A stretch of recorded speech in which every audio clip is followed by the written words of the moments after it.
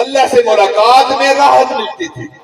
تو حضرت محجوب رحمۃ اللہ نے فرمایا آ گئے پہلو میں راحت ہو گئی، چل دیے اٹھ کر قیامت ہو گئی. یہ جو قبض کی کیفیت ہوتی ہے، اس قبض کی کیفیت کو بھی سمجھنے کی ضرورت ہے. بعض اوقات کیفیت ملتی ہے، بندے کو مراقبے میں بڑا لطف آ رہا ہوتا ہے، پھر اچانک قبض کی کیفیت آ جاتی ہے، وہ لطف ختم ہو جاتے ہیں، کیفیات چھن جاتی ہیں. میرے بھائیوں، جب ایسی کیفیت آئے تو کسی اور کو نہیں، اپنے آپ کو مورد الزام ٹھہرانا ہے. پھر اللہ سے معافی مانگنی ہے، ہر ایک سے کہنا ہے کہ میرے حق میں دعا کریں. ہم کیا کہلاتے ہیں؟ نقشبندی. آگے کیا لکھا ہے؟ مجدد. حضرت مجدد الفسانی رحمۃ اللہ پر بھی ایک وقت آیا کہ قبض کی کیفیت آ گئی. وہ اعمال کر رہے ہیں، مزہ نہیں آ رہا، کیفیات الگ ہو گئی. تو دل میں خیال آیا کہ بھائی دیکھو مجھ سے کوئی خطا ہو گئی ہے جس کی وجہ سے اللہ تعالیٰ ناراض ہو گیا. یہ احساس بھی اللہ تعالیٰ کرے ہمیں نصیب ہو جائے. تو یہ فرمایا آ گئے پہلو میں راحت ہو گئی، چل دیے اٹھ کر قیامت ہو گئی. چل پڑے حضرت مجدد صاحب. بھائی کیا کریں، پریشان ہیں. کئی دن گزر گئے، چنانچہ ایک مدرسے میں پہنچے. مدرسے میں بچے پڑھ رہے تھے، قرآن پاک کی تلاوت ہو رہی تھی. جو استاد تھے وہ ان سے متعلق تھے. کھڑے ہو گئے، حضرت کے استقبال کیا. استقبال کر کے حضرت کو بٹھایا. حضرت آج کیسے جلوہ افروز ہوئے؟ دیکھو بھائی مجھے قبض کی کیفیت ہے اور میں نے سوچا کہ میں ننھے معصوم بچوں سے اپنی مغفرت کی دعا کرواؤں. چنانچہ ان بچوں نے دعا کی اور حضرت کی کیفیات اللہ تعالیٰ نے واپس لوٹا دی. فکر تھی، ہمارے مشائخ کو فکر تھی، ہمیں کوئی فکر نہیں. فکر تھی تو حضرت ابو ہریرہ کو تھی. جیب میں گڑ کی ڈلیاں اور مٹھائی وغیرہ ڈال کر رکھا کرتے تھے. مدینہ منورہ کے بچوں کو پتا تھا کہ ابو ہریرہ تشریف لائیں گے، ان کے پاس ٹافیاں ہوتی ہیں. اس زمانے کی ٹافیاں کیا گڑ ہوتا ہوگا یا کوئی میٹھی چیز ہوتی ہوگی، تو ان سے گڑ لیں گے یا میٹھی چیز لیں گے. تو ہر ایک کے ہاتھ میں ایک ایک وہ کینڈی رکھتے تھے، ٹافی رکھتے تھے. شرط ایک ہی تھی کہ بھائی ٹافی اس کو ملے گی جو ابو ہریرہ کی مغفرت کی دعا کرے گا.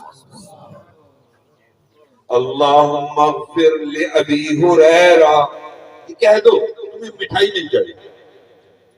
ہم بے فکر بیٹھے. اس لیے میرے بھائیوں، نبی علیہ السلام 70 مرتبہ کم از کم آپ نے ایک دن میں اللہ سے مغفرت طلب کی ہے.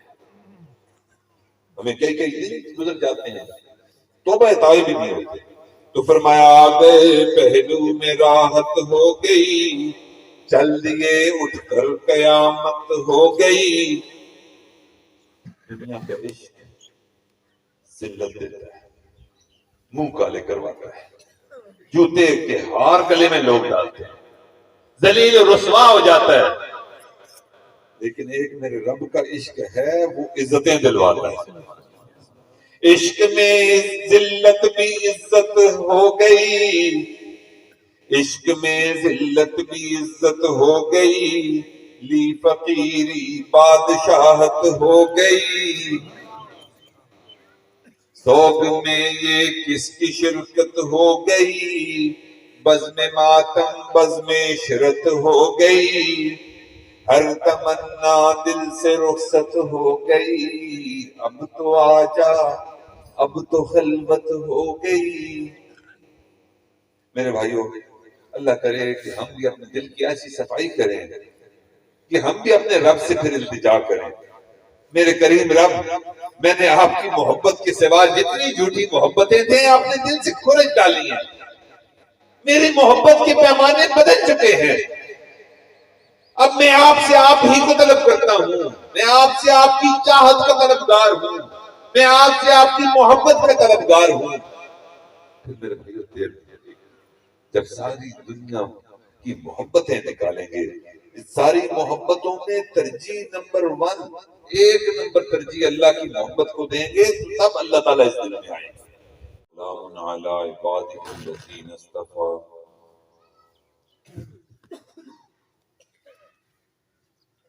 اما بعد فاعوذ باللہ من الشیطان الرجیم، بسم اللہ الرحمن الرحیم۔ یوم لا ينفع مال ولا بنون الا من اتى اللہ بقلب سلیم۔ سبحان ربك رب العزة عما يصفون وسلام على المرسلين والحمد لله رب العالمين۔ اللهم صل على سيدنا محمد وعلى آل سيدنا محمد وبارك وسلم۔ اللهم صل على سيدنا محمد وعلى آل سيدنا محمد وبارك وسلم۔ اسٹیج پر تشریف فرما معزز و محترم علماء کرام، مشائخ اعظام،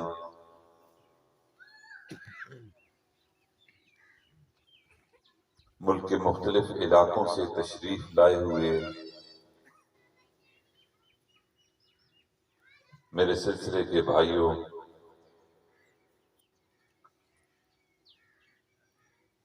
عاجز بڑا ممنون اور مشکور ہے عالم با عمل، صوفی با صفا، پیر طریقت، رہبر شریعت، حضرت مولانا مفتی پیر قاری عبد الرحمن نقشبندی دامت برکاتہم العالیہ کا، کہ انہوں نے اس عاجز کو اس روحانی تربیتی نقشبندی اجتماع میں شرکت کی دعوت دی۔ اللہ رب العزت سے دعا ہے کہ عاجز کی حاضری، آپ سب کی حاضری، ان کے بلانے کو، ہم سب کے آنے کو اپنی بارگاہ میں پسند اور قبول فرمائے۔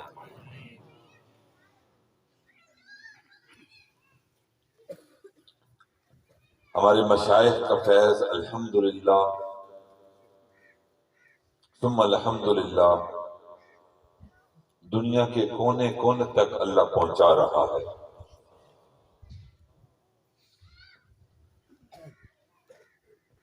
اب کوئی براعظم، کوئی ملک، بلکہ میں یہ کہوں کہ کوئی علاقہ، کوئی شہر ایسا نہیں ہوگا کہ جس شہر میں نقشبندی فیض نہ پہنچا ہو۔ اور ہمارے مشائخ کو اللہ تعالیٰ نے یہ فکر دیا ہے، یہ تڑپ دی ہے، یہ شوق اور لگن دی ہے کہ وہ نہ وقت کا انتظار کرتے ہیں، نہ عمر کو دیکھتے ہیں، ہلکے ہوں بوجھل ہوں، ہر وقت اس فکر میں لگے رہتے ہیں کہ مخلوق کو اللہ کے دربار میں پہنچا دیا جائے۔ مختلف عوارض، بیماریاں اور عمر کی زیادتی کے باوجود ہمارے حضرت جی دامت برکاتہم آج جمعہ انشاءاللہ ملیشیا میں پڑھائیں گے۔ ان کے بیٹے حضرت مولانا صاحبزادہ سیف اللہ احمد صاحب نے بھی آج اس اجتماع میں تشریف لانا تھا، لیکن حضرت جی دامت برکاتہم کی خدمت میں وہ اس وقت ملیشیا میں موجود ہیں۔ لیکن ایک بات طے ہے کہ زمان و مکان اس فیض میں رکاوٹ نہیں ہے۔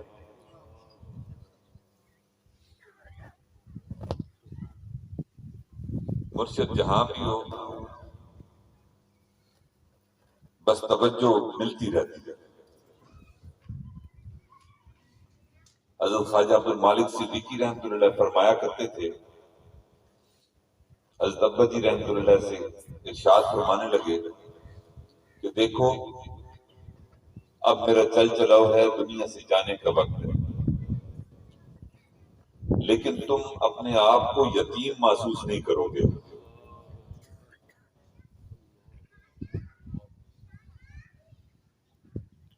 تم اگر خانے وال آؤ گے تو اس خانقاہ کی ایک ایک اینٹ سے، ایک ایک ذرے سے بھی تمہیں فیض ملے گا۔ اللہ سے دعا ہے کہ اللہ تعالیٰ ہم سب کو ان مشائخ کا کوشش چین بنائے، اللہ رب العزت ان کے فیض سے ہمیں کبھی بھی محروم مت فرمائے۔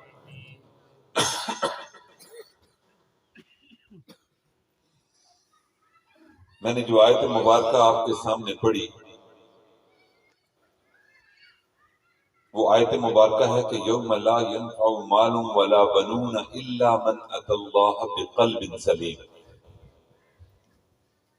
ایک ایسے دن کے بارے میں اللہ تعالیٰ ارشاد فرما رہے ہیں کہ جس دن مال اور اولاد تمہیں نفع نہیں پہنچائے گی۔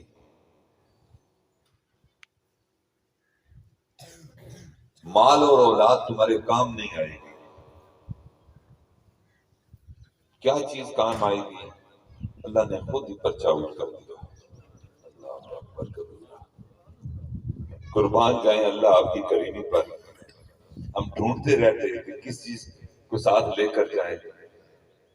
اللہ نے ہم فقیروں پر یہ احسان فرما دیا، فرمایا کہ کیا کام آئے گا؟ الا من اتى الله بقلب سلیم، جو سالم سنورا ہوا، نکھرا ہوا، اصلاح شدہ دل لے کر میرے پاس آئے گا، یہ دل اس کو نفع دے گا، یہ دل نفع دے گا۔ ان خانقاہوں میں یہی محنت ہو رہی ہے، اسی طرف توجہ دلائی جا رہی ہے کہ ابھی وقت ہے، ابھی مہلت ہے، ہم اللہ والوں کی خدمت میں آئیں اور اپنے بگڑے ہوئے دل کو سنوار لیں، بگڑی ہوئی دل کی کیفیات کو تبدیل کر لیں، جو دل کے اندر غلاظتیں ہیں ان کو طہارتوں سے پاک کر لیں، غلاظتیں ختم ہو جائیں، رذائل ختم ہو جائیں اور دل صرف اور صرف اللہ سے محبت کرنے والا بن جائے۔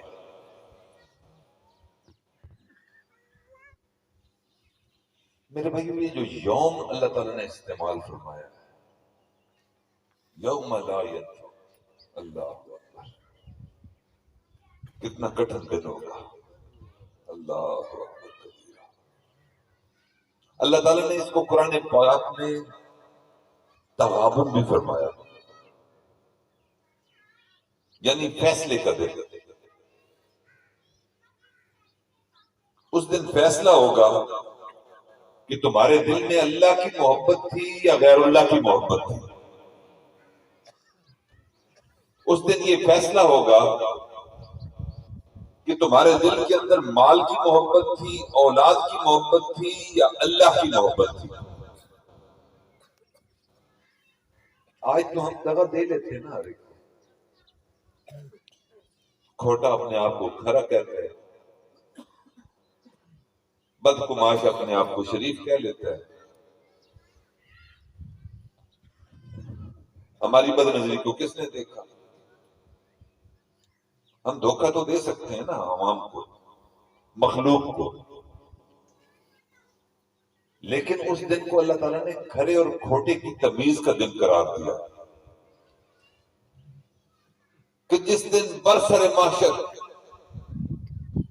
اللہ بھی موجود ہوں گے، تمام انبیاء بھی موجود ہوں گے، امام الانبیاء بھی موجود ہوں گے، صحابہ بھی موجود ہوں گے، مشائخ بھی موجود ہوں گے، والدین بھی موجود ہوں گے، بہن بھی موجود ہوگی، بیوی بھی موجود ہوگی۔ آج کتنی عزتوں کے ساتھ ہم وقت گزار رہے ہیں، اللہ اکبر۔ اللہ کتنے کریم ہے کہ ہر خامی پر اللہ نے پردہ ڈال کے رکھا ہوا ہے۔ اللہ کی ایک صرف ستار ہے، پردہ ڈالا ہوا ہے اپنی ستاری کا. تھوڑا سا اللہ تعالیٰ یہ پردہ کھسکا دے، ہمیں کوئی منہ نہ لگائے. اللہ یہ پردہ اتار دے، ہمیں بیوی اپنے گھر میں نہ گھسنے دے، ہم بیٹیوں کو منہ دکھانے کے قابل نہ ہوں، دوستوں عزیزوں کو چھپتے پھریں. آج جو ہم عزتوں کے ساتھ زندگی گزار رہے ہیں میرے بھائیوں، یہ ہماری کوئی بڑائی نہیں، یہ میرے رب کی ستاری کی تعریف ہے. کوئی چودھری بن کے بیٹھا ہے، کوئی میاں بن کے بیٹھا ہے، کوئی خان صاحب ہے، کوئی حافظ صاحب ہے، کوئی قاری صاحب ہے، کوئی پیر صاحب ہے. یہ عزتوں کے خطاب تو میرے اللہ کے ہیں، یہ اللہ کی عطا ہے. پھر اللہ تعالیٰ نے فرمایا کہ یہ ناپ اور تول کا دن ہوگا، ترازو لگے گا، ہر چیز تل جائے گی. آج تو ہم تولنے میں کمی بیشی کر دیتے ہیں. تھوڑی سی آنکھ کسی نے بچائی، ترازو کو جھکا دیا، ترازو کو اٹھا دیا.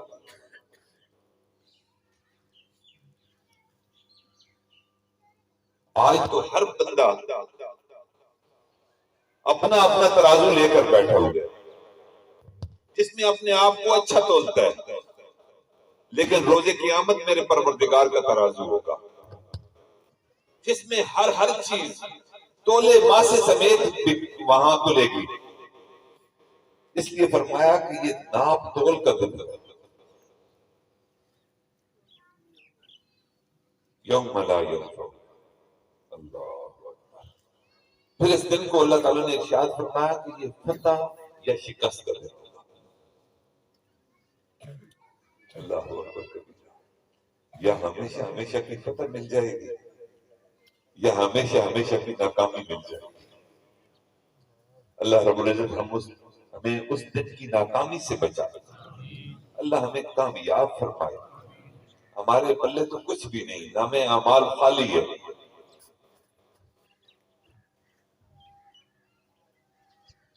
اس آیت مبارکہ میں اللہ تعالیٰ نے ہماری دو غلط فہمیوں کا خاتمہ فرمایا. دنیا کی زندگی میں جو صاحب اولاد ہوتا ہے وہ اپنے آپ کو بڑا خوش قسمت تصور کرتا ہے. جی میرے اتنے بیٹے ہیں،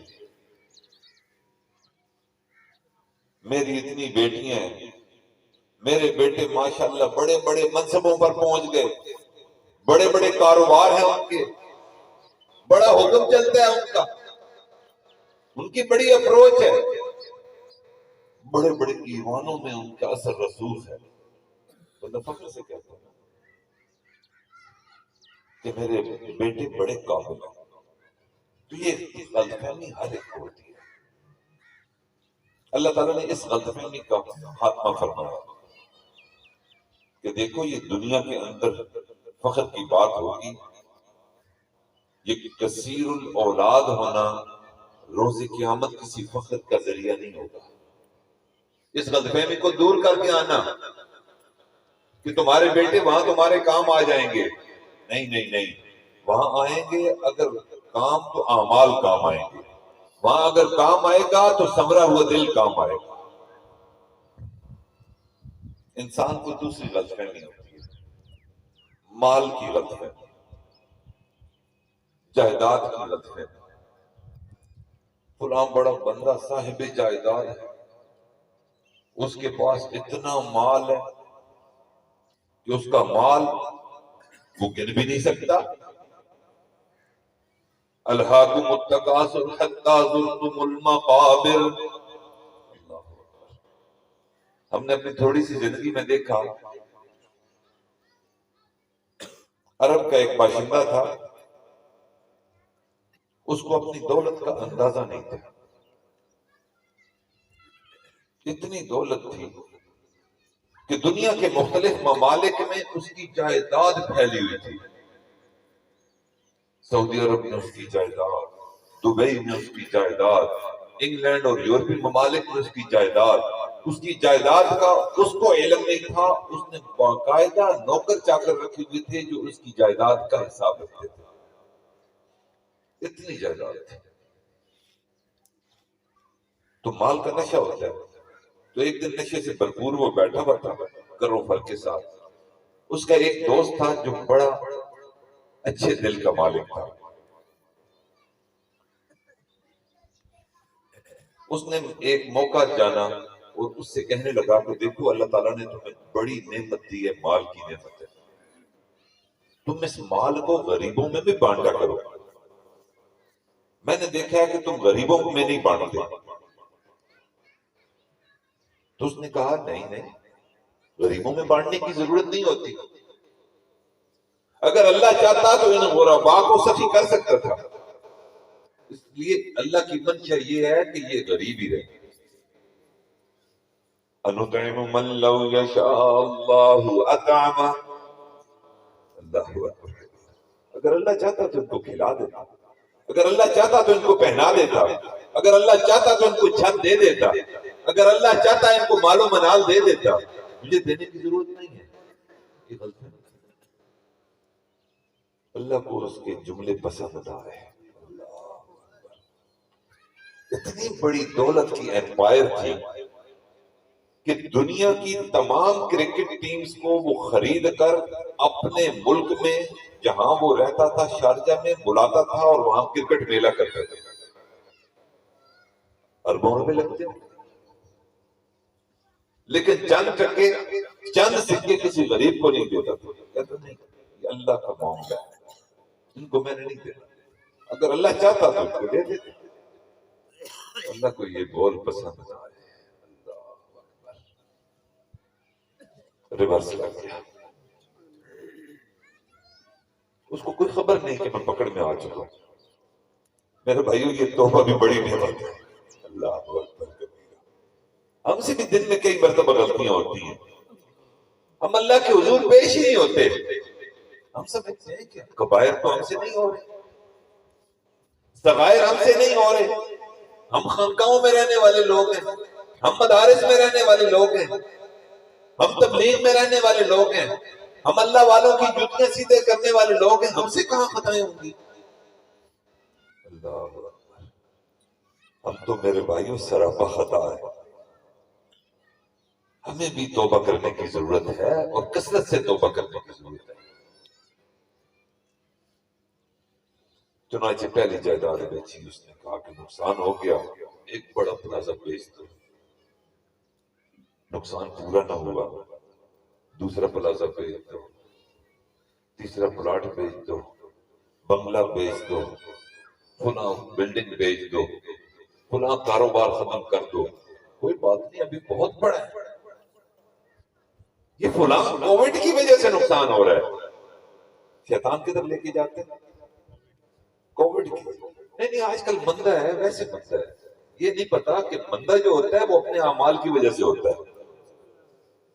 چنانچہ بکتی چلی گئی، شارجہ میں ساری جائیدادیں اس کی بک گئی، اب بھی اربوں کی جائیداد اور پڑی تھی، پھر واپس آ گیا سعودی عرب، وہاں کاروبار شروع کر دیا کہ وہاں بھی بڑے پیسے تھے، بڑی جائیدادیں تھیں، وہ بھی بکنا شروع ہو گئی، حتیٰ کہ سعودی عرب کی بھی ساری جائیدادیں ختم ہو گئی۔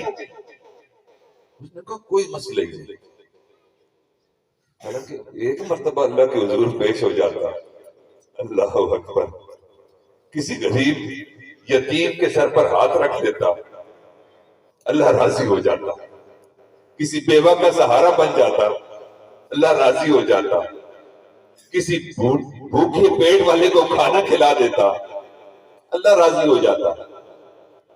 ما سلککم فی سقر، کیسے آگے آئے؟ قالوا لم نکن من المصلین ولم نکن نطعم المسکین، اللہ اکبر، ہم نماز نہیں پڑھتے تھے، ہم غرباء کو کھانا نہیں کھلاتے تھے، اس وجہ سے جہنم میں آ گئے۔ اس لیے میرے بھائیوں انشاءاللہ ہم انشاءاللہ غرباء کا لحاظ رکھنے کا اس خانقاہ میں عہد کرتے ہیں، انشاءاللہ نمازوں میں سستی تو انشاءاللہ بالکل نہیں کریں گے، انشاءاللہ اللہ کی توفیق سے نمازیں پڑھیں گے، لیکن جو غربا ہیں، مساکین ہیں، بیوہ ہیں، یتیم ہیں، فرمایا ہمارے مشائخ نے طریقت بجز خدمت خلق نیست. اللہ، یہ جو واصل باللہ بندہ ہوتا ہے نا، بندہ سمجھتا ہے میں اپنے مجاہدے کی وجہ سے ہو رہا ہوں. اللہ، بندہ یہ سمجھتا ہے میں اپنے مراقبے کی وجہ سے ہو رہا ہوں. بندہ یہ سمجھتا ہے کہ میں ذکر کی وجہ سے اللہ کی محبت آ رہی ہے. باقی یہ ضروری چیزیں ہیں. باعث مستامی رحمت اللہ تعالی علیہ ہمارے مشائخ میں سے، وہ فرماتے ہیں کہ میں پوری زندگی عبادت میں مصروف رہا، ذکر مراقبے کرتا رہا، اللہ کو یاد کرتا رہا. معاملہ اٹکا رہا، مجھے سمجھ نہیں آ رہی تھی کہ کیسے میں اس مسئلے کو حل کروں گا. کہتے ہیں ایک دن مسئلہ حل ہوگا. اللہ اکبر. مسئلہ کیسے حل ہوگا؟ والدہ بیمار تھی، بستر پر لیٹی ہوئی تھی، بھرپور نکاہ تھی، ہاتھ نہیں ہلا سکتی تھی، پانی نہیں پی سکتی تھی، کمزوری کی وجہ سے غنودگی طاری تھی. بایزید بستامی رحمۃ اللہ علیہ کی خدمت میں تھے. اماں نے پکارا، بیٹا بایزید. اللہ اکبر، اللہ اکبر. اللہ ان ماؤں کو سلامت رکھے، اللہ ان والدین کو سلامت رکھے، اللہ ان مشائخ کو سلامت رکھے. ہمارے لیے جنت کا ذریعہ میرے بھائیوں یہی ہے.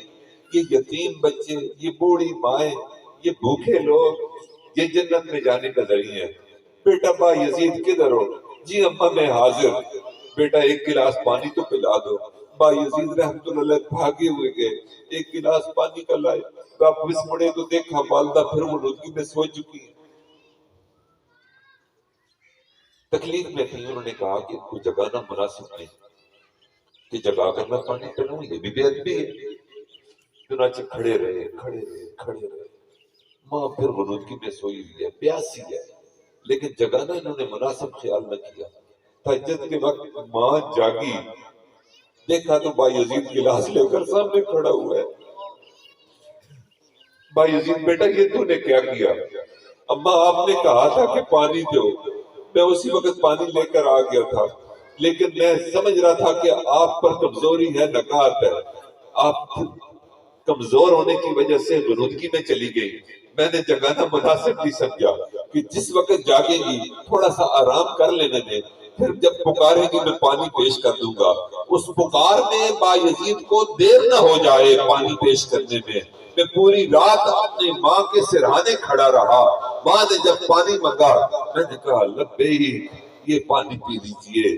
کہتے ہیں وہ پانی کا ایک گھونٹ میری ماں کے اندر چلا گیا. میں سمجھا ایمان کی حلاوت میرے دل میں آ گئی. طریقت بجز خدمت خلق نیست. اللہ تعالیٰ ہمیں پسے ہوئے طبقوں کی تکلیف اور درد کو سمجھنے کی توفیق عطا فرمائے. تخلقوا باخلاق اللہ. اللہ کی صفات اپنے اندر پیدا کریں گے تو اللہ رب العزت اپنا مسئلہ ہمارے لیے آسان فرما دے گا.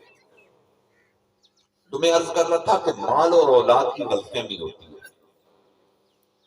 مال کو ہمارے مشکل کا حل سمجھتے ہیں، یہ غلطفہمی ہے. ہم نے دیکھا کہ مال سے دنیا کا ہر کام نہیں ہوتا. یہ کیسے تصور ہم کر کے بیٹھ گئے کہ آخرت کا کام مال سے چل جائے گا؟ یہ نہیں ہوتا.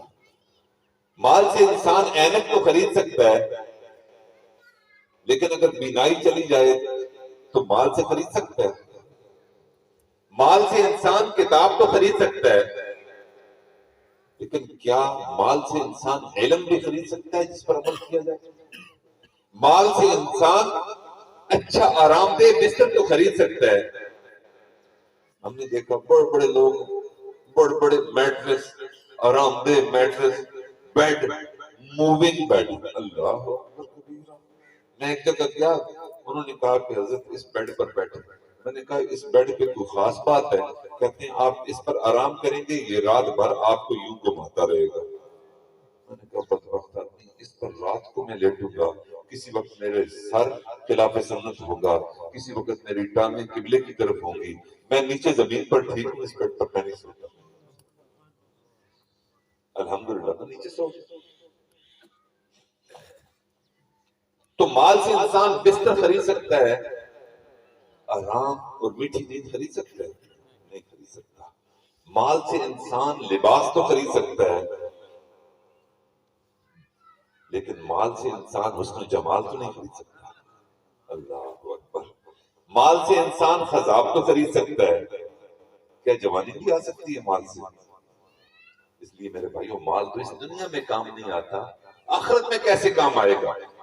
اور اولاد، ہم نے دیکھا قاضی صاحب اپنے پڑوس میں چکوال میں ایک بدبخت تھا، اس کا باپ بھی نے بڑی خوشیاں منائی ہوں گی اس کی پیدائش پر، مٹھائیاں تقسیم کی ہوں گی، لیکن اللہ تعالیٰ دکھاتا ہے عبرت کے لیے، ہمیں عبرت پکڑنی چاہیے۔ تو اس نے اپنے باپ پر غصہ نکالا اور بھرے بازار میں اپنے باپ کو ننگی گالیاں دیتا تھا، ننگی گالی۔ کتنے ناز اٹھائے ہوں گے، کتنے نخرے اٹھائے ہوں گے، کیا کا خواب اس نے اپنی آنکھوں میں پالے ہوں گے۔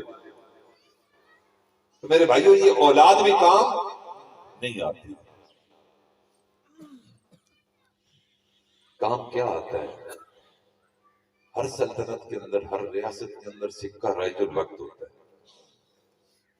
جیسے ہم جاتے ہیں نا کراچی، یورپ جائیں، حج کے لیے سعودی عرب جائیں، ہم کیا کہتے ہیں؟ ریال ساتھ رکھ لیجئے۔ دبئی میں جاتے ہیں، درہم رکھ لیجئے۔ انگلینڈ میں جائیں گے، پاؤنڈ رکھ لیجئے۔ دنیا کے دیگر ممالک کہیں کوئی کرنسی ہے، کہاں کہیں کوئی کرنسی ہے۔ اللہ نے کہا کہ تم نے بھی ایک بڑے لمبے سفر کو طے کر کے میرے پاس آنا ہے۔ یہاں تمہارے پاؤنڈ چلیں گے، ڈالر چلیں گے، درہم و دینار چلیں گے، روپی ٹکا چلے گا، دیگر کرنسیاں چلیں گی۔ وہاں کی بھی ایک کرنسی ہے، اس کرنسی کو ساتھ لے کر آنا، ایسا نہ ہو کہ بے سر و سامانی میں آ جائے۔ اللہ میرے مالک، کیا کرنسی ہے؟ ہاں، روز معاشر کی ایک کرنسی ہے۔ اس روز معاشر کی کرنسی کو سنورا ہوا دل کہا کرتے ہیں، غلاظتوں سے پاک دل کہا کرتے ہیں، دنیا کی محبتوں سے خالی دل کہا کرتے ہیں، اللہ کی محبت سے سرشار دل کہا کرتے ہیں، نبی علیہ السلام کی سنتوں پر مر مٹنے والا دل کہا کرتے ہیں، ذکر سے لبریز دل کہا کرتے ہیں۔ اس سمرے ہوئے دل کو لے کر آؤ گے، جنت کی قیمت کے بدلے تم وہ دل دو گے، میں جنت تمہیں الاٹ کر دوں گا۔ وہاں دل کے بدلے ہر چیز ملے گی۔ اگر رتھڑا ہوا دل، غلاظتوں سے بھرپور دل لاؤ گے تو یہ چیزیں وہاں نہیں ملتی۔ انشاءاللہ ہم اپنے دل کو سنواریں گے انشاءاللہ۔ ان خانقاہوں پہ یہی محنت ہو رہی ہے، دلوں پر محنت ہے، ایمانوں پر محنت ہے، تزکیہ اسی چیز سے ہو رہا ہے کہ قلب کی صفائی کیسے کریں۔ ہمارے مشاہد کہتے ہیں کہ قلب کی صفائی تو بات کی بات ہے، ابھی صرف اس کو صاف کرنا ہے، ہلکا پھلکا۔ وہ کس سے کرنا ہے؟ ذکر سے کرنا ہے۔ فرمایا نبی علیہ السلام نے، لِكُلِّ شَيْءٍ سِقَالَةٌ وَسِقَالَةُ الْقُلُوبِ ذِكْرُ اللَّهِ۔ تم دنیا میں برتن کو مانجتے ہو نا، اسٹیل کا مجرال ہے، کہیں کسی وہ سبزی کا مجرال سکھا کے بنایا جاتا ہے، اور پھر کہیں کچھ صابن لگتا ہے برتنوں کو صاف کرنے کے لیے۔ یہ دل بھی تو ایک برتن ہے۔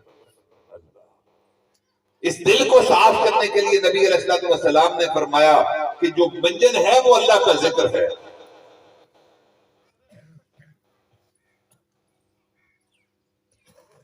میرے بھائی، یہ دل بھی عجیب چیز ہے۔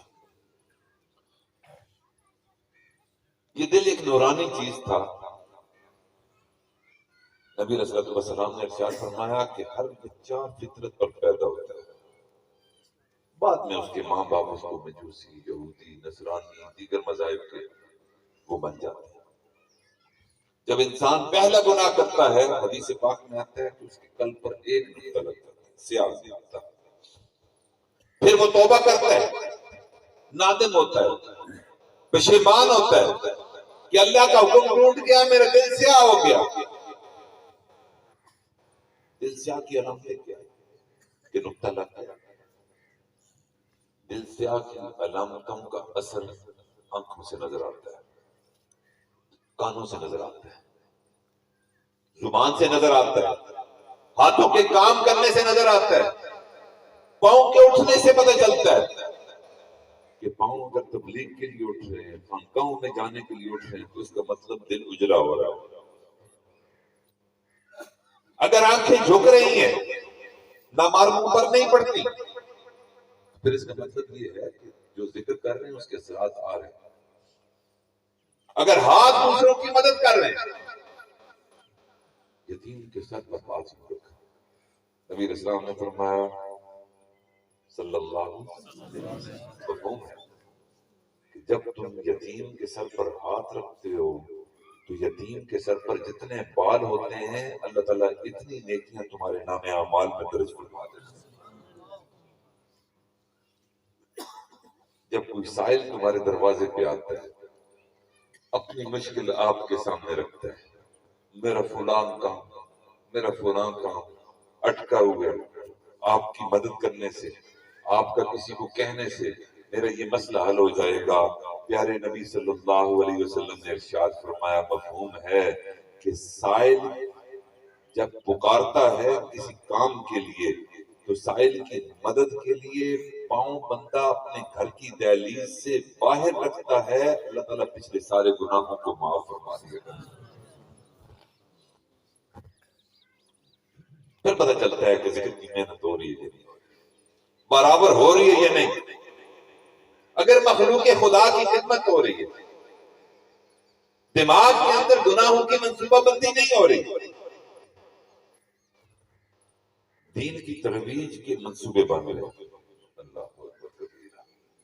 اگر دماغ کی سوچیں تنہائی میں پاکیزہ رہتی ہیں تو سمجھ لیجیے کہ دل سنور رہا ہے. ہمارے حضرت جی کہتے ہیں کہ اوپر سے لا الہ، اندر سے کالی بلا. اوپر سے ہولیے تو بڑے اچھے بنا لیے، لیکن اندر دل میں نہ جھانکا کہ دل کی کیفیت کیا ہے. فرمانے لگے اگر کوئی بندہ یہ جانچنا چاہتا ہے کہ اس کی قبر کیسی ہو، اگر کوئی یہ جانچنا چاہے، دیکھنا چاہے کہ اگر میں فوری مر جاؤں، دنیا سے چلا جاؤں تو میری قبر کیسی ہوگی، فرمایا جس طرح تمہاری تنہائی ہوگی ویسی تمہاری قبر ہوگی. اللہ تنہائی میں کیا سوچیں آ رہی ہیں؟ تنہائی میں یہ سوچ ہو رہی ہے، فکر مندی ہو رہی ہے کہ اعمال کام ہے. چلیں سونے سے پہلے کچھ تھوڑا سا ذکر کر لیا جائے، سونے سے پہلے مسنون اعمال کر لیے جائیں، سونے سے پہلے سورت ملک کی تلاوت کر لی جائے، سورت بقرہ کی آخری آیات پڑھ لی جائے، کلمہ شریف کا ورد کر لیا جائے، توبہ کر لی جائے. ہو سکتا ہے آخری رات ہو. اللہ اکبر. بہت سے لوگ ہم نے دیکھے کہ رات کو سوئے، صبح اٹھ نہیں سکے، جگاتے رہے لوگ. ابھی تو ٹھیک تھا، ابھی مل کے گیا تھا، بالکل ٹھیک تھا، کیا ہوا؟ نہیں کنفرم کریں کہ یہ خبر درست ہے یہ نہیں. اللہ اکبر. دنیا کی سب سے سچی خبر یہ ہے کہ فلاں مر گیا تو یقین کر. نبی علیہ الصلوۃ والسلام نے صحابہ سے پوچھا کہ تمہیں موت کا کتنا یقین ہے؟ ایک صحابی نے عرض کیا یا رسول اللہ صلی اللہ علیہ وسلم، جب میں نیت نماز باندھتا ہوں مجھے یقین نہیں ہوتا کہ میں اپنی نماز مکمل کر پاؤں گا یا نہیں. تمہیں تو نماز کے مکمل کرنے کا یقین نہیں، میں محمد ایک طرف سلام بھیج چکتا ہوں، مجھے یقین نہیں ہوتا کہ دوسری طرف بھی سلام بھیج سکوں گا یا نہیں. ہم کتنے بے فکر ہیں، رات کو توبہ کیے بغیر سو جاتے ہیں. نبی علیہ الصلوۃ والسلام نے ایک مرتبہ قضائے حاجت سے فارغ ہوئے، ایک صحابی نے عرض کی یا رسول اللہ صلی اللہ علیہ وسلم، وہ سامنے ندی ہے، پانی ہے، وہاں جا کر آپ وضو فرما لیجئے. آقا علیہ الصلوۃ والسلام نے تیمم کرنا شروع کر دیا. تیمم کر چکے تو فوراً پانی کی طرف چل پڑے. یا رسول اللہ صلی اللہ علیہ وسلم، میرے ماں باپ آپ پر قربان، آپ نے یہ کیا کیا؟ پانی موجود تھا. آپ فرماتے ہیں کہ پانی کی موجودگی میں تیمم نہیں ہوتا. نہیں کہتے ہیں. آقا نے ارشاد فرمایا کہ دیکھو پانی تھوڑا سا فاصلے پر ہے، میں پانی سے تھوڑا سا دور ہوں، فاصلے پر ہوں. یہاں میں نے تیمم اس لیے کیا کہ ہو سکتا ہے پانی تک پہنچتے مجھے موت آ جائے، میں بے وضو مرنا نہیں چاہتا. اللہ اکبر. اور ہم بے فکر رات توبہ کیے بغیر سو جاتے ہیں. آج عہد کریں کہ انشاءاللہ العزیز صبح شام دن رات کثرت سے استغفار کریں گے. نبی علیہ الصلوۃ والسلام نے ارشاد فرمایا کہ جس نے صبح سید الاستغفار پڑھ لیا، شام سے پہلے پہلے مر گیا، وہ جنتی ہے. جس نے شام کو استغفار پڑھ لیا، صبح جاگا نہیں جاگ سکا، سوتے سوتے اللہ کے حضور پیش ہو گیا، وہ جنتی ہے. میرے بھائیو، اللہ تعالیٰ نے جنت کی لوٹ سیل لگائی ہوئی ہے، لیکن معاملہ تھوڑے سی نیت کو درست کرنے کا، رخ پھیرنے کا ہے. فرمایا کہ ایک داغ لگ جاتا ہے، انسان توبہ کرتا ہے، اللہ تعالیٰ وہ داغ کالا مٹا دیتا ہے. پھر گناہ کرتا ہے، پھر توبہ کرتا ہے، پھر گناہ کا وہ داغ مٹا دیا کرتا ہے. اگر توبہ نہیں کرتا، ایک وقت آتا ہے کہ اس کا سارے کا سارا دل سیاہ ہو جاتا ہے.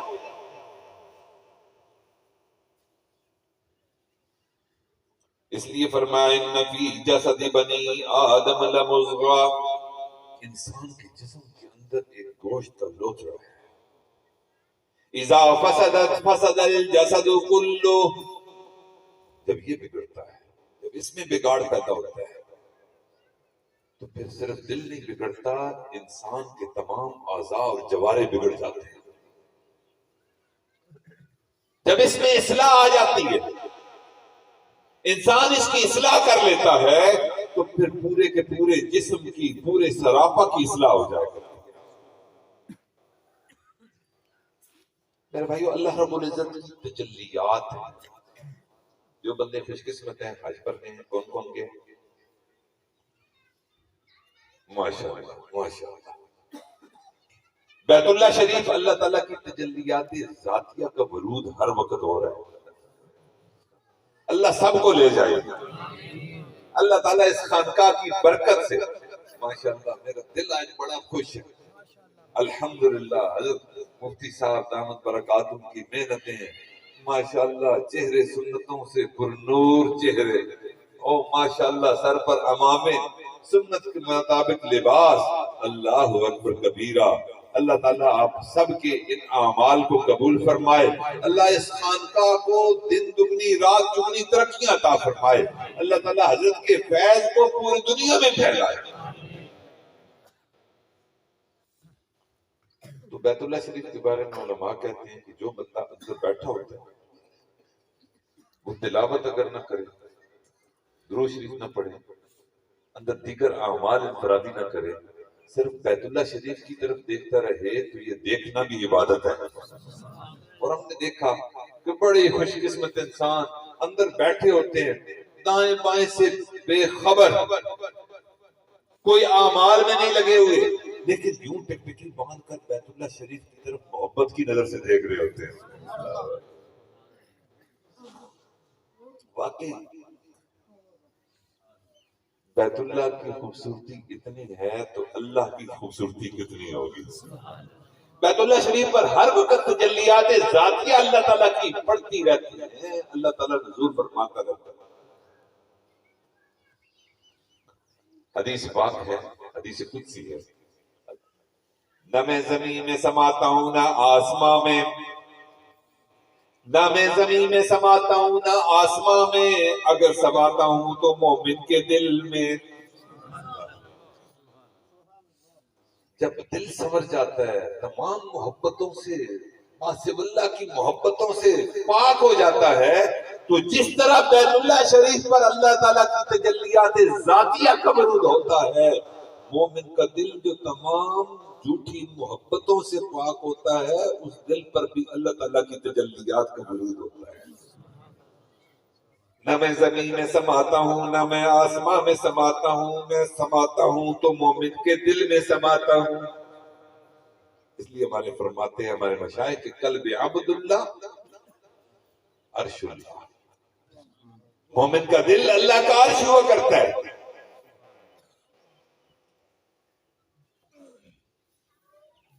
میرے بھائیوں، ایک حدیث مبارکہ سن لیجیے کہ اللہ تعالیٰ اپنی رحمت کی نظر کہاں ڈالتے ہیں۔ اللہ متوجہ کس طرف ہوتے ہیں؟ ہم شیشے کے سامنے کھڑے ہو کر گھنٹوں اپنے آپ کو سنوارتے رہتے ہیں۔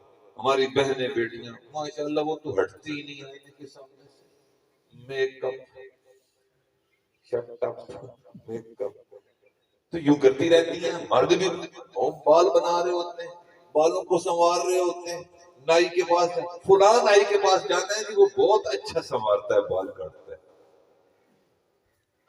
اللہ تعالیٰ اچھے لباس پہ نظر ڈالتے ہیں، خوبصورتی پر نظر ڈالتے ہیں، بڑی اچھی جگہ پر انسان بیٹھا ہو تو نظر ڈالتے ہیں۔ اللہ تعالیٰ تمہاری کسی چیز پر نہیں نظر ڈالتے۔ پیارے نبی صلی اللہ علیہ وسلم نے پرچہ آؤٹ کر دیا کہ اللہ کہاں نظر ڈالتے ہیں۔ فرمایا ان اللہ لا ينظر الى صورکم ولا الى اموالکم، اللہ تعالیٰ تمہارے چہروں پر نظر نہیں ڈالتا، نہ ہی تمہارے مالوں پر نظر رکھتا ہے، ولکن ينظر الى قلوبکم واعمالکم، اللہ کہاں نظر ڈالتے ہیں؟ دلوں پر نظر ڈالتے ہیں، دلوں۔ میرے بھائیوں، جتنے بھی 1,24,000 پیغمبر آئے، انہوں نے کھیتی باڑی کو حکم دیا، دکانیں بناؤ، صنعتیں لگاؤ، دنیا کی دکانیں آباد کرو، کارخانے ایوانوں میں بیٹھو، نہیں، انہوں نے اپنی محنت کا میدان اگر بنایا ہے تو قلب کو بنایا۔ قرآن کہاں اترا؟ نبی علیہ السلام کے قلب اتر پہ اترا۔ ذرا غور سے سنیے اور جواب دیجیے۔ ایمان کا تعلق کس چیز کے ساتھ ہے؟ کہہ دیجیے، دل کے ساتھ۔ وحی کا تعلق کس چیز کے ساتھ ہے؟ دل کے ساتھ ہے۔ الہام کا تعلق کس چیز کے ساتھ ہے؟ اللہ کا تعلق کس چیز کے ساتھ ہے؟ اس لیے میرے بھائیوں، دل کو محنت کا میدان انبیاء نے بنایا۔ جو بندہ بھی کامیابی چاہتا ہے، انبیاء کے راستے پر چلنا چاہتا ہے، وہ دل کو اپنی محنت کا میدان بنائے گا تبھی کامیاب ہوگا۔ اس لیے کہ انسانی جسم کا سب سے قیمتی عضو، سید الاعضاء کیا ہے؟ دل ہے۔ دل سردار ہے تمام اعضاء کا۔ اللہ کرے کہ ہمارا دل ایسا ہو کہ اللہ رب العزت کو یہ پسند آ جائے، اللہ رب العزت اس دل میں آ جائے، اللہ تعالیٰ اس دل میں سما جائیں، بلکہ اللہ تعالیٰ اس دل میں چھا جائے۔ میرے بھائیو، یہی محبت اللہ تعالیٰ کی منشا ہے۔ اللہ یہی چاہتے ہیں کہ مومن کا دل صرف میری محبت اس میں غالب ہو، تمام محبتیں اس کے دل سے نکل جائیں۔ وہ بات کرے تو اللہ کی نسبت سے، وہ بیٹھے تو اللہ کی نسبت سے، وہ گفتگو کرے تو اللہ کی کرے، وہ محبت کے تذکرے کرے تو اللہ کی محبت کے تذکرے کرے۔ اس کی زبان پر ذکر ہو تو کس کا ہو؟ فرمایا وَيُطْعِمُونَ الطَّعَامَ عَلَى حُبِّهِ مِسْكِينًا وَيَتِيمًا وَأَسِيرًا، کھلائے کس کے لیے؟ پلائے کس کے لیے؟ اللہ کی۔ اس لیے میرے بھائیوں، یہ دل، یہ محنت کا میدان تبھی بنے گا کہ جب ہم ذکر کے ساتھ اس دل کی اصلاح کریں گے۔ اس دل کے اندر پھر ہر کام اللہ کی رضا والا ہوگا۔ ہمارے مشائخ یہ سبق پڑھاتے ہیں خانقاہوں. من احب للہ، محبت ہو تو کس کے لیے ہو؟ اللہ کی. محبت سے پکاری ہے. محبت ہو تو کس کے لیے ہو؟ اللہ رب العزت کے لیے ہو. وَأَبْغَضَ لِلَّهِ، کسی سے ناراضگی ہو تو کس کے لیے ہو؟ وَآتَى لِلَّهِ وَمَنَعَ لِلَّهِ. جب یہ تمام مسائل آ جائیں گے، محبت کے معیار بھی اللہ سے شروع ہوتے ہیں. تمام معیار، تمام سٹینڈرڈ، اس میں سر فہرست اللہ تعالیٰ کی ذات ہو. میں ایک دن بات سن رہا تھا ایک بزرگ کی. اس بزرگ سے کسی بندے نے کہا کہ حضرت میں بڑا عرصہ ہو گیا ذکر بھی کر رہا ہوں، تلاوت بھی کرتا ہوں، استغفار بھی کرتا ہوں، درود شریف بھی پڑھتا ہوں، مراقبے بھی کرتا ہوں، لیکن حلاوت ایمان نہیں ملی. اس نے بڑا خوبصورت جواب دیا. اس نے کہا، اس بزرگ نے ارشاد فرمایا، وہ فرمانے لگے کہ دیکھو اللہ تعالیٰ خالق کائنات ہے. انسانوں جنوں کے خالق کون سی ذات ہے؟ اللہ کی محبت، اللہ کی ذات ہے. جب اللہ نے ہر چیز بنائی، ہمیں بھی بنایا، ہمیں بھی ہر چیز عزتیں عطا فرمائی، دیکھنے کے لیے آنکھیں دی، سننے کے لیے کان دیے، سوچنے سمجھنے کے لیے دماغ دیا، کام کرنے کو ہاتھ دیے، چلنے کے لیے پاؤں دیے، محبت کرنے کے لیے دل دیا.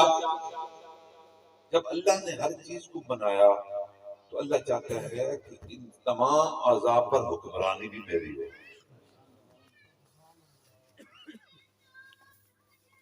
اللہ کو پریفرنس اور ترجیح پہلی دینی ہے. جب تم ہر معاملے میں اللہ کو پہلی ترجیح دینا شروع کرو گے، پھر پتہ چلے گا کہ عبادت کی لذت کیا ہوتی ہے. اب دیکھیں حضرت ابا جی رحمۃ اللہ کا آخری وقت، تو پتہ نہیں چل رہا تھا کہ ان کو بیماری کیا ہے. تو ڈاکٹر نے کہا کہ دیکھیں آپ کو بیماری کا ہمیں پتہ چل گیا، آپ فلان دوائی لگوا لیجئے، ڈرپ لگوا لیجئے، آپ کی یہ بیماری دور ہو جائے گی. تو ابا جی نے کہہ رکھا تھا کہ بھائی دیکھیں مجھے کوئی ایسی دوا نہ دینا جس سے مجھے غنودگی آئے. میں حالت بیداری میں اللہ کی زیارت کرتے ہوئے اس کے پاس جانا چاہتا ہوں.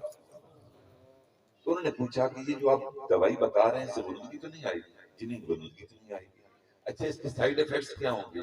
اس کے سائیڈ ایفیکٹ یہ ہوں گے حضرت کہ بس چند ایک ماہ کے لیے، 2-3 ماہ کے لیے آپ کے جسم کے بال جھڑ جائیں گے، پھر بال آ جائیں گے.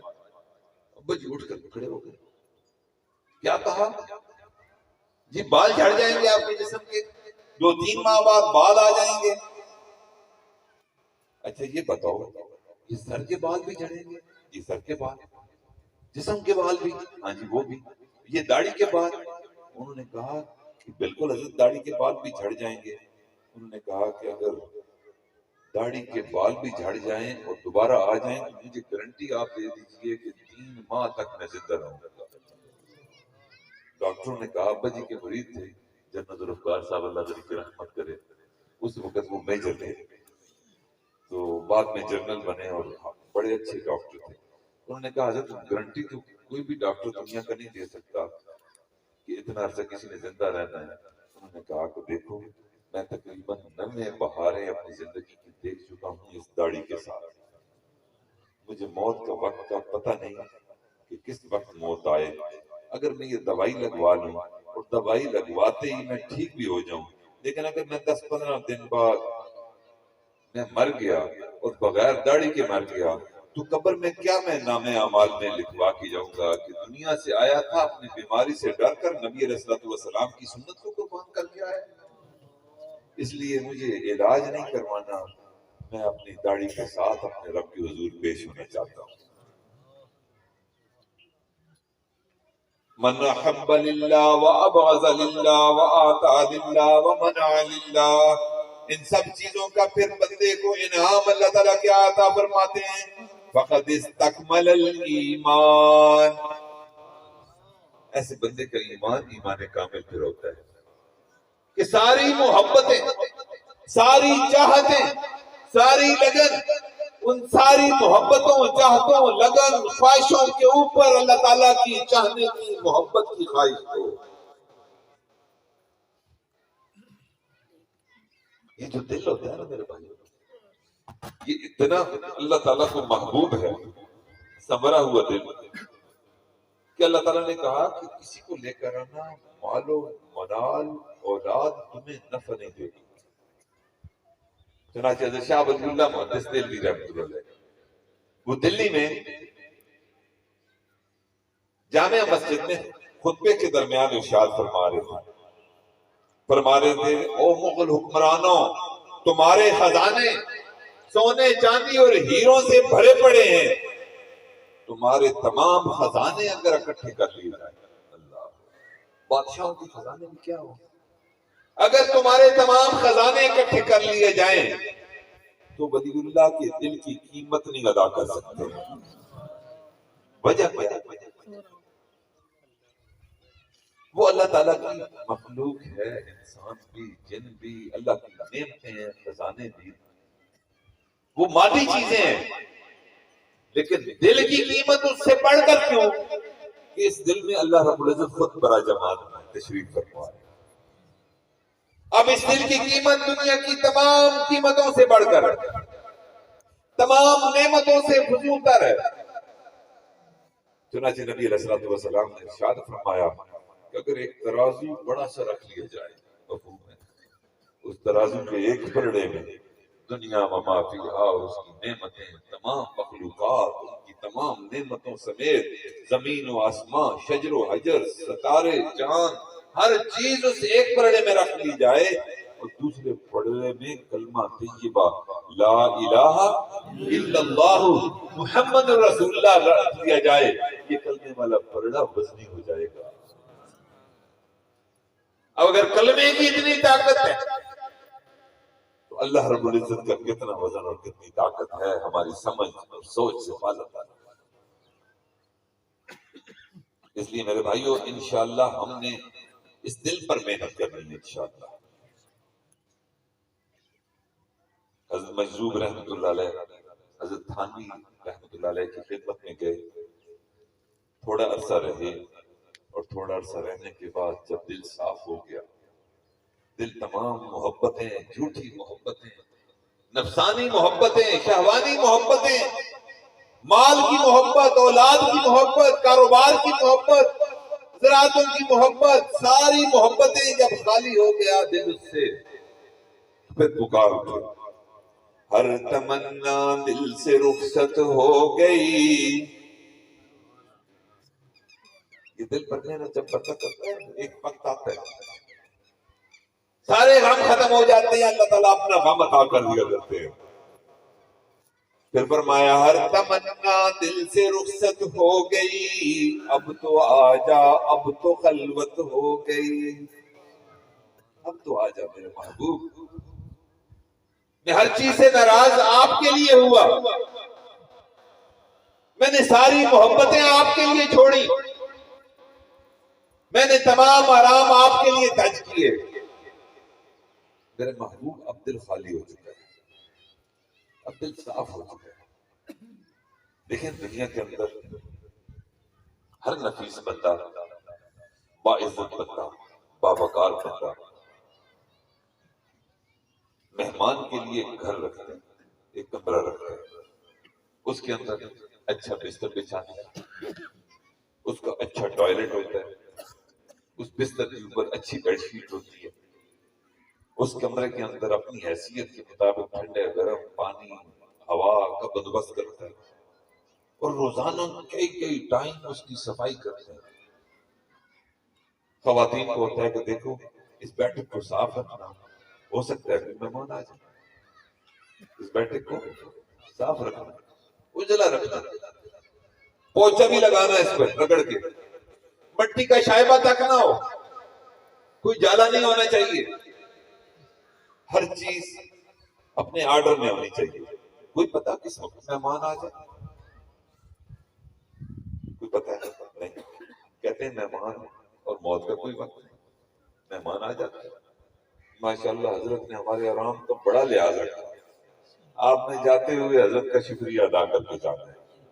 ماشاءاللہ ایسی سہولتوں کے ساتھ حضرت آپ نے رکھا ہے۔ اور میں دیکھ رہا تھا یہ سارے لوگ اس کمرے میں، کوئی اس کمرے میں، کوئی کھانے کھا رہے ہیں، کوئی سو رہے ہیں، کوئی جاگ رہے ہیں، اور ذکر بھی آپ کروا رہے ہیں، اور ساتھ نعمتیں بھی اللہ کی کھلا رہے ہیں۔ اللہ تعالیٰ آپ کی جان و مال میں، عزتوں میں برکتیں عطا فرمائے۔ اللہ تعالیٰ آپ کی محنتوں کو قبول فرمائے۔ ایک سوال ہے آپ سے کہ جس بیٹھک میں مہمان نے رہنا ہوتا ہے، اس بیٹھک کی ڈرائنگ روم کی صفائی میزبان کے ذمہ ہے یا مہمان کے ذمہ ہے؟ میزبان کے ذمہ ہے۔ میزبان اس کو اجلا رکھتا ہے، چمکا کے رکھتا ہے کہ کوئی پتہ نہیں مہمان کس وقت آ جائے۔ اللہ اکبر۔ میرے بھائیو آج آپ اس خانقاہ میں موجود ہیں، آج آپ نے ذکر سیکھا ہے، اعمال کیے ہیں، انفرادی بھی اجتماعی بھی، صرف اس لیے کہ ایک مہمان ہے، ہو سکتا ہے وہ کس وقت آ جائے۔ اس کے آنے سے پہلے پہلے میرے بھائیو، یہ ہماری ذمہ داری ہے، یہ ہماری ڈیوٹی ہے کہ اس گھر کو صاف رکھیں، اس کو اجلا رکھیں۔ کس چیز سے؟ جھوٹ سے، تکبر سے، حیرت سے، حسد سے، نفرت سے، غفلت سے، بدنظری سے، ان سب چیزوں سے پاک رکھنا ہے۔ روزانہ جھاڑو لگانا ہے ذکر کا۔ یہ ساری بیماریاں کس چیز سے دور ہوتی ہیں؟ اللہ کے ذکر سے دور ہوتی ہیں۔ تو اس گھر کو اجلا رکھنا ہماری ذمہ داری ہے کہ جب اللہ آئے جس وقت چاہے، مہمان کا تو کوئی پتہ نہیں، ہم یہ گمان لے کر جائیں گے، دعا کریں گے کہ یا اللہ آپ آ جائیے اس دل میں۔ یہ دل آپ کے لیے آج اس خانقاہ میں ہم عہد کر کے جا رہے ہیں، انشاءاللہ اللہ کی محبت کو پا کر دم لیں گے انشاءاللہ۔ تو خواجہ مجذوب رحمۃ اللہ فرمانے لگے، ہر تمنا دل سے رخصت ہو گئی، جتنی خواہشیں تھیں، جتنی محبتیں تھیں، جتنی چاہتیں تھیں، وہ میں نے مٹا دی ذکر کی برکت سے۔ اب تو آ جا، اب تو آ جا، اب تو خلوت ہو گئی۔ حضرت تھانوی رحمۃ اللہ فرمایا کرتے تھے کہ یہ شعر مجھے مجذوب کا اتنا پسند ہے کہ اگر میرے پاس 1,00,000 روپیہ ہوتا تو میں اپنے اس مرید کو اس شعر کے عوض دے دیتا۔ پھر فرمایا، ایک تم سے کیا محبت ہو گئی، ایک تم سے کیا محبت ہو گئی، ساری دنیا سے عداوت ہو گئی، یاس ہی اس دل کی فطرت ہو گئی، آرزو جو کی وہ حسرت ہو گئی، جو میری ہونی تھی حالت ہو گئی، خیر ایک دنیا کو عبرت ہو گئی۔ جب بندہ دنیا کی محبتیں چھوڑتا ہے تو اس کے دل پر ایک ٹھیس لگتی ہے۔ میں نے مکان کی محبت کو چھوڑ دیا، اولاد کی محبت کو چھوڑ دیا، گناہ کی محبت کو چھوڑ دیا، برے دوست کی صحبت کو چھوڑ دیا، تو ٹھیس لگتی رہتی ہے، ٹھیس لگتی رہتی ہے۔ یہ ٹھیس اللہ تعالیٰ کو بڑی پسند ہے۔ موسیٰ علیہ السلام نے اللہ سے پوچھا، اینا اجدک، میرے محبوب میں آپ کے پاس آنا چاہتا ہوں، آپ کی محبت کو پانا چاہتا ہوں، آپ سے ملنا چاہتا ہوں، میں کہاں پاؤں؟ موسیٰ تم مجھ سے ملنا چاہتے ہو، میری محبت کو چاہتے ہو، میرے ساتھ اپنی چاہتوں کے سلسلے بنانا چاہتے ہو، عند منکسرۃ قلوبہم، ایسے لوگوں کے پاس بیٹھو جن کے دل ٹوٹے ہوئے ہوں۔ جب بندہ یہ دنیا کی چاہتوں کو چھوڑتا ہے تو پھر ایک اللہ کی چاہتوں پر غالب آ جائے کرتی ہے۔ دل میں وہ داغوں کی کثرت ہو گئی، سارے داغ، گناہ کی محبت کا داغ لگ گیا، غیر اللہ کی محبت چھوڑنے کا ایک ٹھیس پہنچ گئی، یہ سارے غم اس کو ملتے ہیں۔ پھر وہ کہتا ہے دل میں وہ داغوں کی کثرت ہو گئی، رونما ایک شان وحدت ہو گئی، آ گئے پہلو میں راحت ہو گئی۔ پھر بندے کو مزہ آتا ہے، پھر اٹھنے کو دل نہیں چاہتا، مراقبے ہیں تو چلتے رہیں۔ حضرت ابا جی رحمۃ اللہ فرمایا کرتے تھے کہ میں اپنے استاد جی حضرت مولانا حسین علی وہاں بچنا والے ان کی خدمت میں جایا کرتا تھا، تو ان کی خدمت میں جب جاتا تھا تو رات عشاء کے بعد مراقبہ شروع ہوتا تھا۔ کس وقت؟ عشاء کے بعد مراقبہ حضرت شروع فرما دیتے تھے۔ تمام شاگردوں کو کہتے تھے چلو بھائی مراقبہ کر لو، مراقبہ کر لو۔ واحد مراقبہ وہاں بچنا کا ہوتا تھا کہ جس میں اختتامی دعا نہیں ہوتی تھی۔ کسی نے آدھا گھنٹہ مراقبہ کیا، کسی نے پونا گھنٹہ، 2 گھنٹے، 3 گھنٹے، 4 گھنٹے۔ چند ایک اللہ کے عاشق ہوتے تھے جو حضرت کے ساتھ مراقبہ شروع کرتے تھے، حضرت کے ساتھ ہی مراقبہ ختم فرمایا کرتے تھے۔ جب تہجد کا وقت ہوتا تھا اس وقت مراقبہ ختم کر کے اللہ کے حضور نوافل پڑھنے شروع کر دیا کرتے تھے۔ ان کو راحت اس میں ملتی تھی، ہمیں سونے میں ملتی ہے، کھانے میں ملتی ہے، لذتوں میں ہماری راحت ہیں، گناہوں میں ہمیں مزے آتے ہیں، ان کو اللہ سے ملاقات میں مزہ آیا کرتا تھا، اللہ سے ملاقات میں راحت ملتی تھی۔ تو حضرت محجوب رحمۃ اللہ نے فرمایا آ گئے پہلو میں راحت ہو گئی، چل دیے اٹھ کر قیامت ہو گئی۔ یہ جو قبض کی کیفیت ہوتی ہے، اس قبض کی کیفیت کو بھی سمجھنے کی ضرورت ہے۔ بعض اوقات کیفیت ملتی ہے، بندے کو مراقبے میں بڑا لطف آ رہا ہوتا ہے، پھر اچانک قبض کی کیفیت آ جاتی ہے، وہ لطف ختم ہو جاتے ہیں، کیفیات چھن جاتی ہیں۔ میرے بھائیوں جب ایسی کیفیت آئے تو کسی اور کو نہیں اپنے آپ کو مورد الزام ٹھہرانا ہے، پھر اللہ سے معافی مانگنی ہے، ہر ایک سے کہنا ہے کہ میرے حق میں دعا کریں۔ ہم کیا کہلاتے ہیں؟ نقشبندی، آگے کیا لکھا ہے؟ مجدد۔ حضرت مجدد الفسانی رحمۃ اللہ پر بھی ایک وقت آیا کہ قبض کی کیفیت آ گئی، وہ اعمال کر رہے ہیں مزہ نہیں آ رہا، کیفیات طلب ہو گئی، تو دل میں خیال آیا کہ بھائی دیکھو مجھ سے کوئی خطا ہو گئی ہے جس کی وجہ سے اللہ تعالیٰ ناراض ہو گیا۔ یہ احساس بھی اللہ تعالیٰ کرے ہمیں نصیب ہو جائے۔ تو یہ فرمایا آ گئے پہلو میں راحت ہو گئی، چل دیے اٹھ کر قیامت ہو گئی۔ چل پڑے حضرت مجدد صاحب، بھئی کیا کریں، پریشان ہیں، کئی دن گزر گئے، چنانچہ ایک مدرسے میں پہنچے، مدرسے میں بچے پڑھ رہے تھے، قرآن پاک کی تلاوت ہو رہی تھی، جو استاد تھے وہ ان سے متعلق تھے، کھڑے ہو گئے، حضرت کے استقبال کیا، استقبال کر کے حضرت کو بٹھایا۔ حضرت آج کیسے جلوہ افروز ہوئے؟ دیکھو بھائی مجھے قبض کی کیفیت ہے اور میں نے سوچا کہ میں ننھے معصوم بچوں سے اپنی مغفرت کی دعا کرواؤں۔ چنانچہ ان بچوں نے دعا کی اور حضرت کی کیفیات اللہ تعالیٰ نے واپس لوٹا دی۔ فکر تھی، ہمارے مشائخ کو فکر تھی، ہمیں کوئی فکر نہیں، فکر تھی تو حضرت ابو ہریرہ کو تھی۔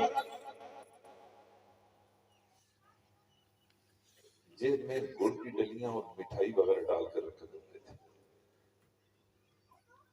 مدینہ منورہ کے بچوں کو پتا تھا کہ ابو ہریرہ تشریف لائیں گے، ان کے پاس ٹافیاں ہوتی ہیں، کوئی زمانے کی ٹافیاں، کیا گڑ ہوتا ہوگا یا کوئی میٹھی چیز ہوتی ہوگی، تو ان سے گڑ لیں گے یا میٹھی چیز لیں گے، تو ہر ایک کے ہاتھ میں ایک ایک وہ کینڈی رکھتے تھے، ٹافی رکھتے تھے۔